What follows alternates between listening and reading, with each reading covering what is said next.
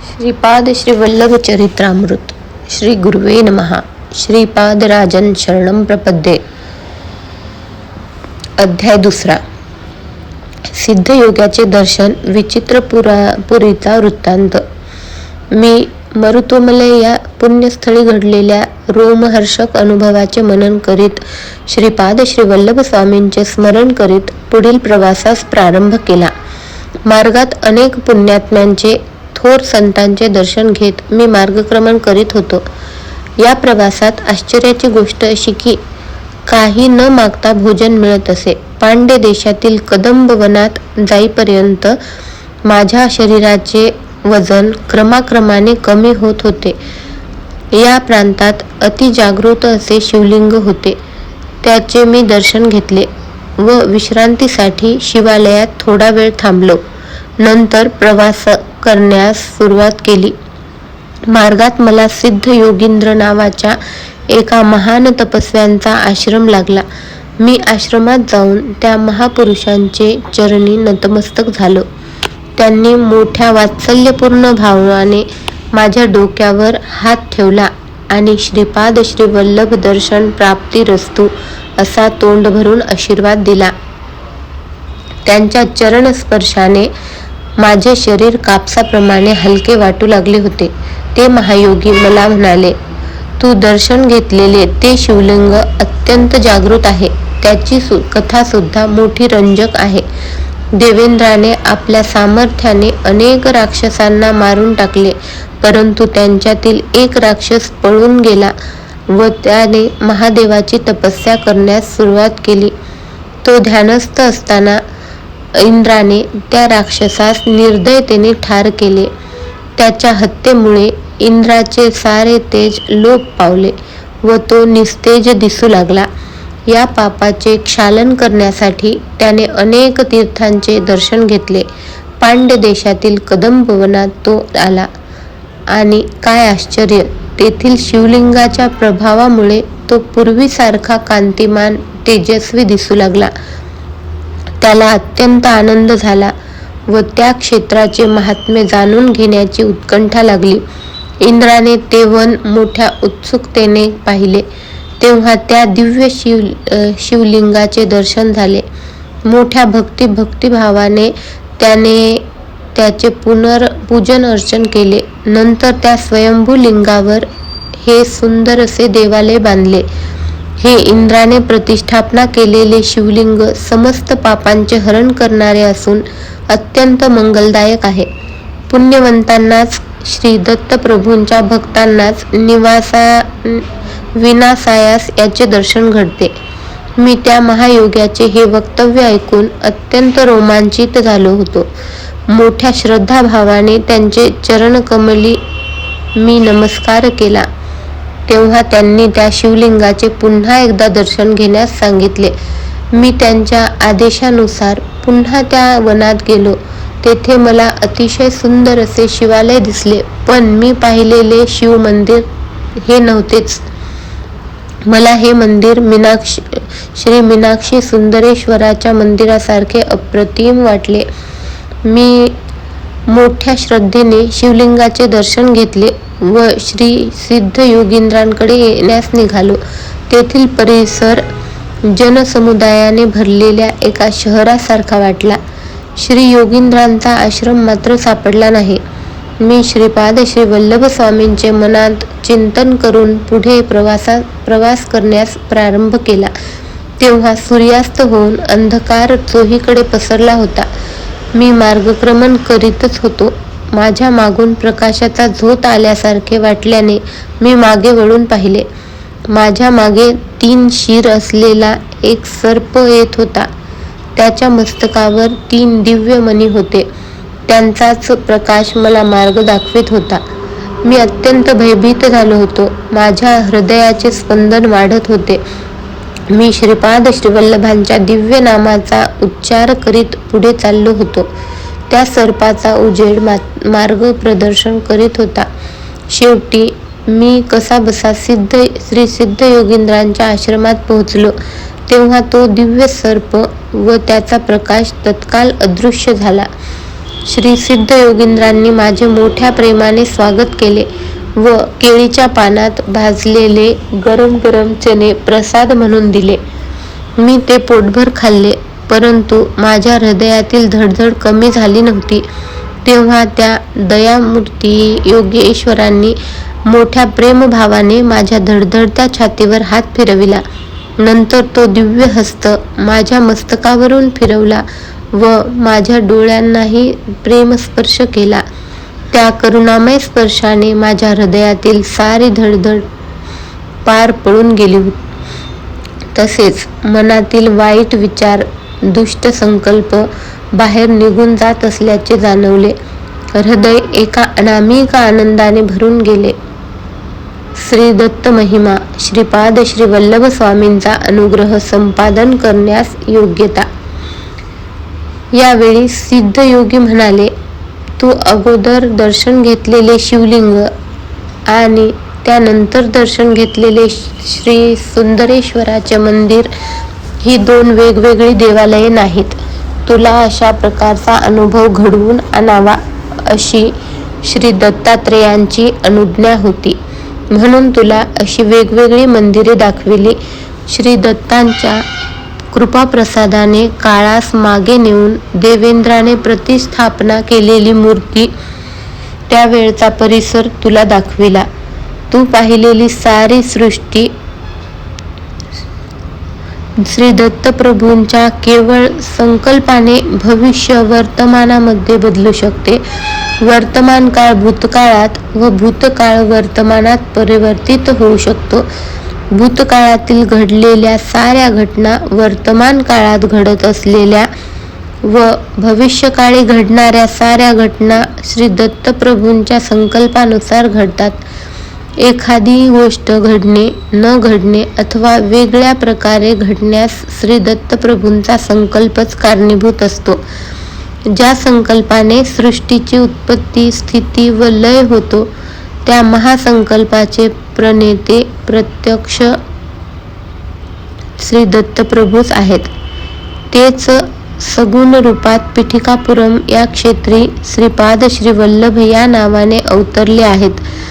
तेथील लोकांनी त्यांचे सत्यस्वरूप जाणले नाही, परंतु कुरवपूर येथील मासे पकडणाऱ्या कोळी लोकांनी त्यांच्यावर नितांत श्रद्धा ठेवली व अल्पज्ञ असूनही ते स्वामींच्या कृपाप्रसादाने भवसागर आनंदाने पार करून गेले.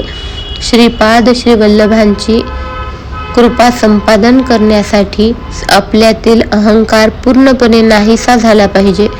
ज्या वेळेस आपले हृदय काम, क्रोध, लोभ, मोह, मद, मत्सर या क्षणरिपूतून मुक्त होऊन शुद्ध होईल, त्यावेळी स्वामींची कृपा होण्यास मुळीच विलंब लागणार नाही. देवेंद्राने प्रतिष्ठापित केलेले ते शिवलिंग धनंजय नावाच्या एका व्यापाऱ्याने पाहिले. त्याने त्या शिवलिंगाचा महिमा आपल्या देशाचा राजा कुलशेखर पांड्यास सांगितला. ही शिवाज्ञाच मानून त्याने त्या मंदिराचा जीर्णोद्धार केला व तेथे एका नगराची स्थापना करून त्याला मधुरा नगर असे नाव दिले. कुलशेखर याचा पुत्र मलयध्वज आपल्या पित्याप्रमाणेच ईश्वरभक्तच होता. त्याने संतान प्राप्तीसाठी पुत्रकामेष्ठी यज्ञ केला होता. त्या यज्ञकुंडातून एक 3 वर्षाची अतिशय लावण्यवती कन्या अवतरित झाली. तिला पाहून राजा व यज्ञ करणारे सारे विप्र ऋषीगण अत्यंत आनंदित झाले. ही कन्या म्हणजेच मीनाक्षी देवी. तिचा विवाह पुढे सुंदरेश्वराबरोबर झाला. या विवाहात प्रत्यक्ष भगवान विष्णूंनी कन्यादान केले होते. लग्न सोहळा अत्यंत थाटामाटाने साजरा झाला होता. शिवाच्या जटेमधून निघालेली वेगवती नदी मधुरा नगरीतून वाहत होती व तिच्या परिसरातील प्रदेश अत्यंत सुपीक होऊन निसर्गरम्य झाला होता. श्री सिद्ध योगींद्र पुढे म्हणाले, अरे बाबा, सृष्टीमधील प्रत्येक वस्तूमध्ये स्पंदन होत असते. भिन्न भिन्न प्रकारच्या स्पंदनामुळे व्यक्ती मध्ये आकर्षण तर काही मध्ये विकर्षण होते. पुण्यकर्म, उत्तम आचार आणि विचारांची स्थूल, सूक्ष्म आणि कारण देहात पुण्यरूपी प्रकंपन होते. पापकर्माने पापरूपी प्रकंपन होते. मनुष्याच्या पुण्याईने पुण्यशील व्यक्तीचा संग अर्थात सत्संगाची प्राप्ती होते. पुण्यस्थलांचे दर्शन घडते. पुण्यकर्मात आसक्ती वाढून पुण्याची वृद्धी होत जाते. या पापांचा नाश होतो. या सर्वांचे फलस्वरूप म्हणून श्री दत्तप्रभूवर भक्ती जडते. अरे बाबा शंकर भट्टा, तुझ्यावर श्रीपाद श्री वल्लभांची अपार कृपा असल्यामुळेच तू येथे येऊ शकलास. माझ्या सद्भाग्याने मलाच आश्चर्य वाटत होते. श्रीपाद श्री वल्लभांच्या दर्शनाची तळमळ दर क्षणी वाढत होती. केव्हा एकदा कुरवपुरी जाऊन श्रींच्या चरणी नतमस्तक होईन असे झाले होते. अशा स्थितीतच मला निद्रा लागली होती. दुसऱ्या दिवशी सकाळी उठलो तर आश्चर्याचा धक्का बसला. मी एका उंचशा टेकडीवरील पिंपळाच्या झाडावर होतो. जवळपास कोणी माणसे नव्हती. मी रात्री ज्या श्री सिद्धयोगींद्रांच्या आश्रमात राहिलो होतो तो आश्रम दिसत नव्हता. मला वाटले रात्रभर ज्या आश्रमात राहिलो, श्री दत्तप्रभू सिद्धयोगीच्या वचनामृताचा आस्वाद घेतला, तो एक भ्रम होता काय, असे नाना विकल्प मनात येऊ लागले. तेव्हा मी आपली सामान आवरून घेऊन पुन्हा प्रवास सुरू केला. सकाळी निघालेला दुपार झाली तरी चालतच होतो. थोड्याच वेळात एक लहानसे गाव दिसले. मला अत्यंत भूक लागली होती. मी ब्राह्मणांच्या शिवाय इतर कोणाचे घरी अन्न ग्रहण करीत नसे. त्या गावात एकही ब्राह्मण नव्हता. ते एक गिरिजन लोकांचे गाव होते. त्यांचा मुख्य माझ्याजवळ आला व म्हणाला, आमच्या गावात कोणीही ब्राह्मण नाही. आम्ही तुला फळे व मध देतो. त्याप्रमाणे त्या वृद्ध ग्रामस्थाने मला फळे व मध आणून दिले. मी ते खाणार एवढ्यात एक कावळा उडत आला आणि माझ्या डोक्यावर येऊन बसला व चोचीने डोक्यास इजा करू लागला. मी त्याला हाकलवण्याचे खूप प्रयत्न केले, परंतु व्यर्थ गेले. तेवढ्यात बाजूस असलेल्या झाडावरून एकदम 4-5 कावळे आले. ते माझ्या हातावर खांद्यावर बसून चोचीने हातपायांना जखमा करू लागले. मी तेथून फळे मध टाकून पळालो. तो वृद्ध गृहस्थ म्हणत होता, मी कोणा सिद्ध पुरुषाची निंदा केली असेल, त्यामुळेच हा कावळ्यांचा त्रास भोगावा लागला. मला आठवले, मी त्या सिद्ध योगींद्रांबद्दल मनात शंका घेतली होती. त्याच अपराधाची ही शिक्षा होती. माझे शरीर रक्तबंबाळ झाले होते. मी पळत होतो. कावळे पाठलाग करीतच होते. मी श्रीपाद श्री वल्लभांची मनोमन प्रार्थना केली व या संकटातून सुटका करण्याची विनंती केली. तेव्हा मला समोर एक औदुंबराचे झाड दिसले. मी त्या झाडाखाली विश्रांतीसाठी बसलो. त्यावेळी मला जाणवले की माझ्या शरीरातून एक प्रकारचा दुर्गंध येत आहे. त्या वासामुळे जवळपास असलेल्या वारुळातून सर्प बाहेर आले आणि दंश करण्यास सुरुवात केली. त्यांच्या त्या विषाने मी मृतप्रायच झालो. तोंडातून फेस येत होता. हृदयाचे मोठे ठोके मंद गतीने चालले होते. केव्हा मृत्यू येईल ते सांगता येत नव्हते. सायंकाळ झाली होती. धोबे कपडे धुवून वाळवून कपड्याचे गाठोडे गाढवावर ठेवून ते घरी जात होते. माझी स्थिती पाहून त्यांना दया आली. त्यांनी मला एका गाढवावर बसविले व त्यांच्या गावातील चर्मवैद्याकडे घेऊन गेले. त्या वैद्याने वनातील काही मुळ्याचा रस काढून मला पिण्यास दिला. सर्पदंश झालेल्या जागेवर थोडी पाने बांधली. पिंपळाच्या कोवळ्या पानांचा रस काढून तो जखमेवर लावला. माझ्या दोन्ही कानात पिंपळाच्या पानाचे देठ ठेवले होते. विष जसे जसे पिंपळाच्या पानात उतरू लागले तशा तशा वेदना असह्य होऊन मी ओरडू लागलो. विष पूर्ण उतरून गेल्यावर मला बरे वाटले. ती रात्र मी वैद्याच्या घरीच काढली. तो वैद्य श्री दत्तप्रभूंचा भक्तच होता. तो रात्रीच्या वेळी आपल्या कुटुंबियांसह मधुर आवाजात दत्तप्रभूंचे भजन गात होता. मी पलंगावर निजलो होतो. त्यांच्या त्या रसभरित कीर्तन गायनाने माझे हृदय श्री दत्तप्रभूंच्या अनुकंपेने भरून आले होते. त्या वैद्याने केलेल्या उपचारांनी मी पूर्ण बरा झालो होतो. त्याचे हे उपकार कसे फेडावे हे मला समजत नव्हते. भजन संपवून तो वैद्य माझ्याकडे आला. त्याचे नेत्र करुणारसाची जणू वर्षाच करीत होते. तो म्हणाला, माझे नाव वल्लभदास आहे. मी चर्मकारांचा वैद्य आहे. मी नीच जातीचा असलो तरी मी जाणतो की तुम्ही श्रीपाद श्रीवल्लभांच्या दर्शनासाठी निघाला आहात.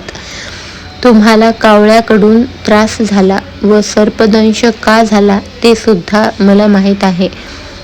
आपले नाव शंकर भट्ट आहे ते मी जाणतो. त्याच्या या अचूक वक्तव्याने मी अवाचकच झालो. मला वाटले त्या वैद्यास ज्योतिषशास्त्राचे ज्ञान असावे. हा विचार मनात येताच वल्लभदास म्हणाला, मी ज्योतिषी नाही. श्री पिठिकापुरम म्हणजे पंडितांचे माहेरघर.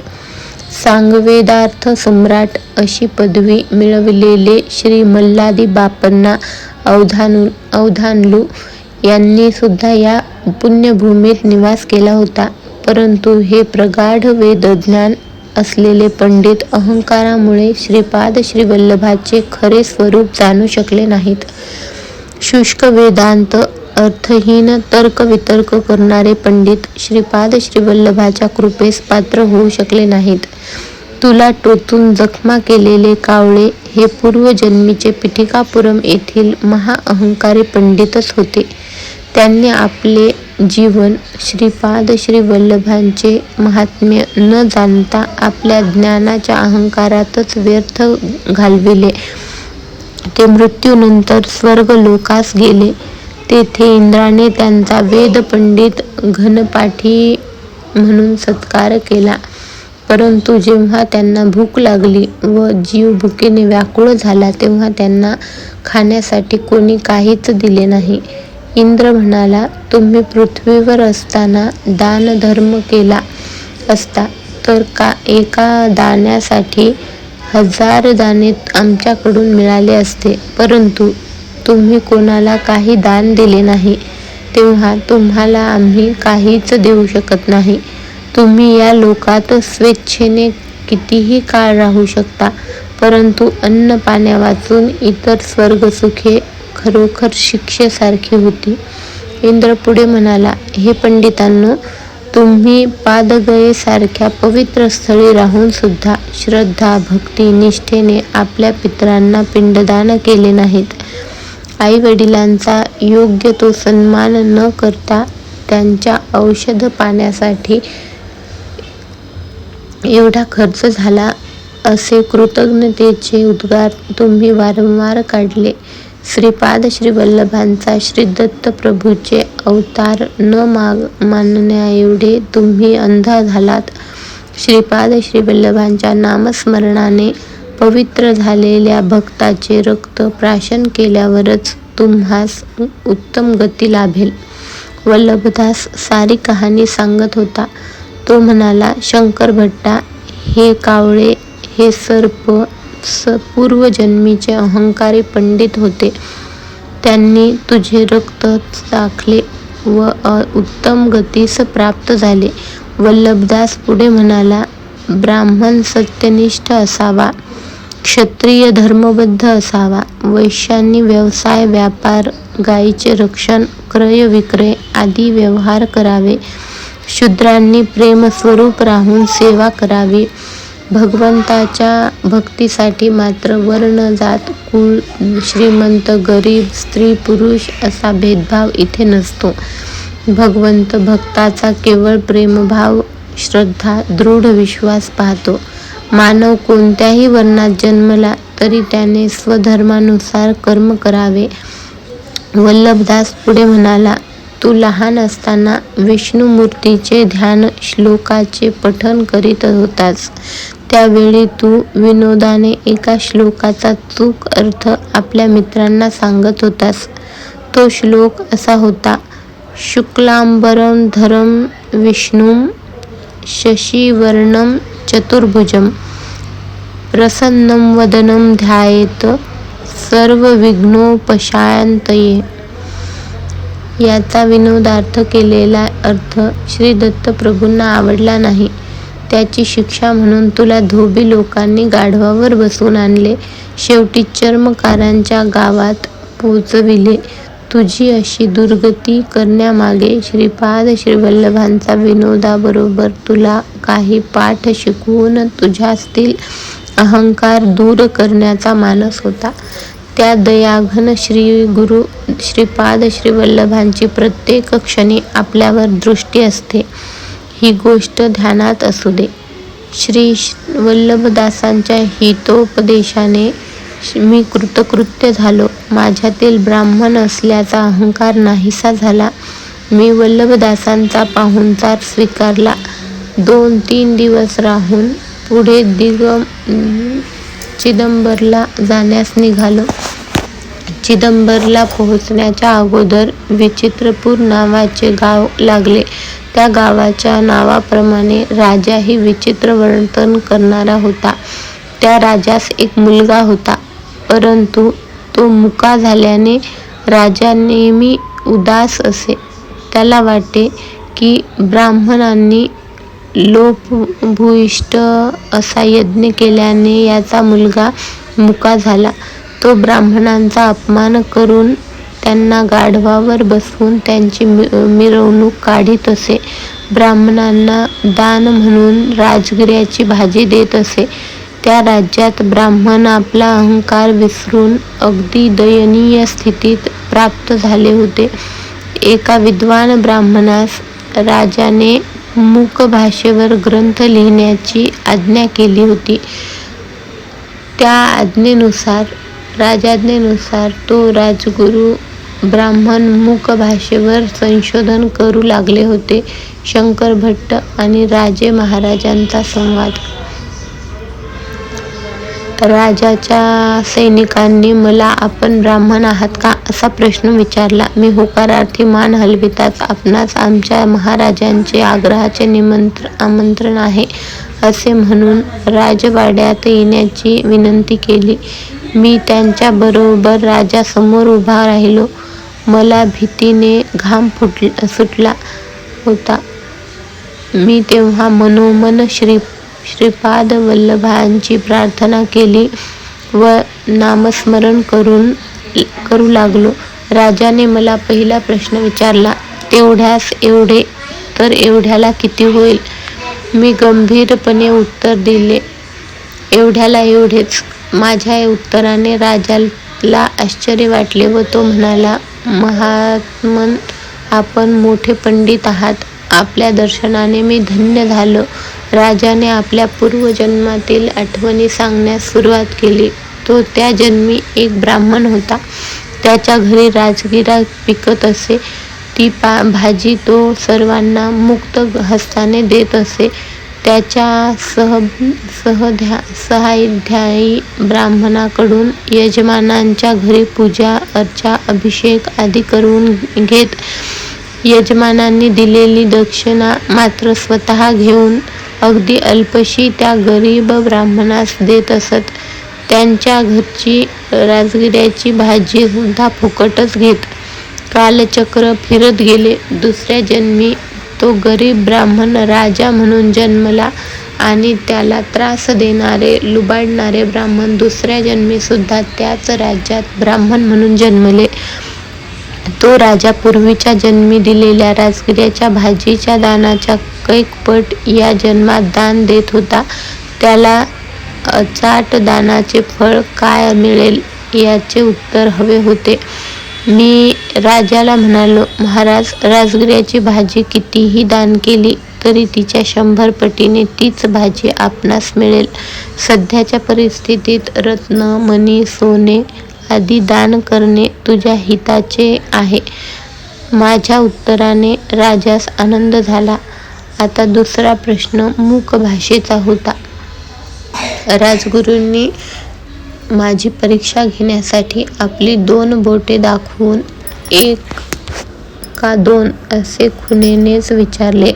त्यांनी मला एकटाच आलास का सोबत कोणी आहे असा प्रश्न वाटून मी एकटाच आलो असे दर्शविण्यास 1च बोट दाखवून खुणेनेच उत्तर दिले.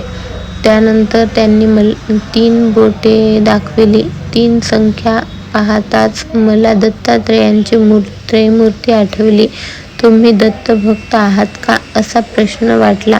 मी भक्ती ही गुप्त असावी असे जाणून हाताची मूठ बंद करून दाखविले व भक्ती हा विषय अंतरंगाचा आहे असे सांगितले. नंतर राजगुरूंनी गोड पदार्थाचा मिठाईचा भंडारच मला देत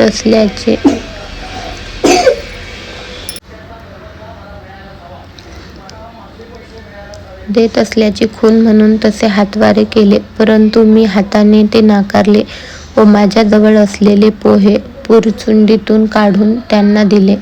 मला गोड पदार्थापेक्षा पोहेच जास्त आवडतात. तुम्ही सुद्धा याची चव पाहू शकता असा माझा भाव होता. माझ्या उत्तरांनी राजगुरू अतिप्रसन्न पण झाले आणि राजास म्हणाले, राजा हा फार मोठा पंडित आहे. हा मुक्यांच्या भाषेत सुद्धा मोठा पंडित आहे. 2 परीक्षांमध्ये तर मी सफल झालो होतो. आता 3री परीक्षा डोळ्यासमोर भेडसावीत होती. राजगुरूंनी सांगितले, चमक मधील श्लोक वाचून त्याचा अर्थ सांगावा. मी श्रीपाद श्रीवल्लभांचे मनोमन स्मरण करीत एक श्लोक वाचला व त्याचा अर्थ सभेत समजावून सांगितला. मी सांगितलेला अर्थ असा होता. एकाचमे म्हणजे 1, 3चमे म्हणजे एकाला 3 जोडले असता 4 होतात व त्यांचे वर्गमूळ 2 येते. पंचचमे म्हणजे 4त 5 मिसळल्यास 9 होतात, त्याचे वर्गमूळ 3 येते.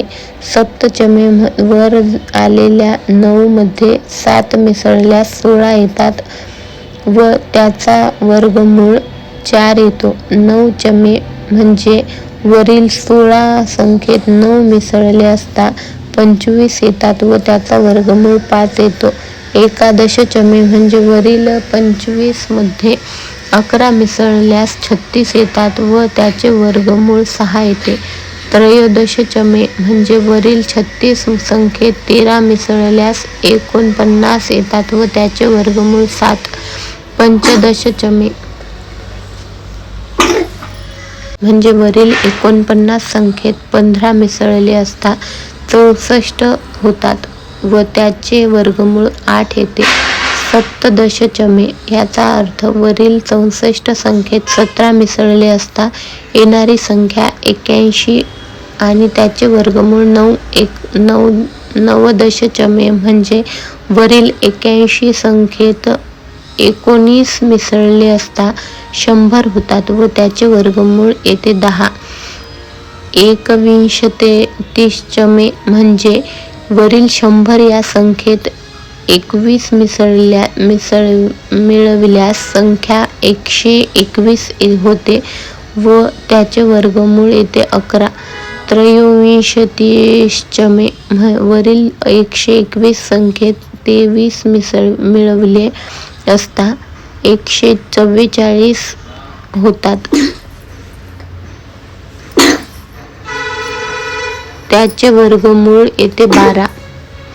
पंचविंशतिचमे याचा अर्थ वरील 144 संख्येत 25 मिसळले असता 169 होतात व त्याचे वर्गमूळ येते 13.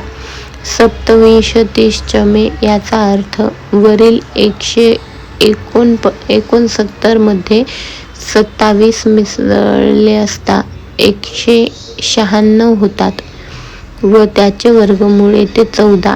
29 म्हणजे वरील 196 मध्ये 29 मिसळल्यास 225 होतात व त्याचे वर्गमूळ 15 येते.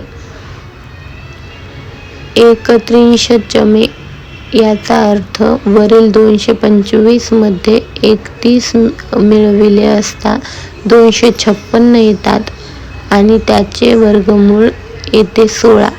33 म्हणजे वरील 256 मध्ये 33 मिसळले असता 289 येते, त्याचे वर्गमूळ येते 17. माझे हे प्रवचन मलाच आश्चर्यकारक वाटले. मी हे जे बोललो ते सर्व सृष्टीच्या परमाणूचे रहस्य होते. ते कणाद ऋषींना माहीत होते. परमाणूंच्या सूक्ष्म कणांच्या भेदामुळेच विविध धातूंची निर्मिती होते. माझे प्रवचन दरबारातील सर्वांनाच खूप आवडले. राजाच्या सर्व प्रश्नांना समर्पक उत्तरे दिल्यामुळे व श्रीपाद श्रीवल्लभांच्या कृपेने मी त्या विचित्रपूर नगरातून सुरक्षितपणे बाहेर पडलो. श्रीपाद श्रीवल्लभांचा जय जयकार असो. अध्याय 2 संपूर्ण. श्री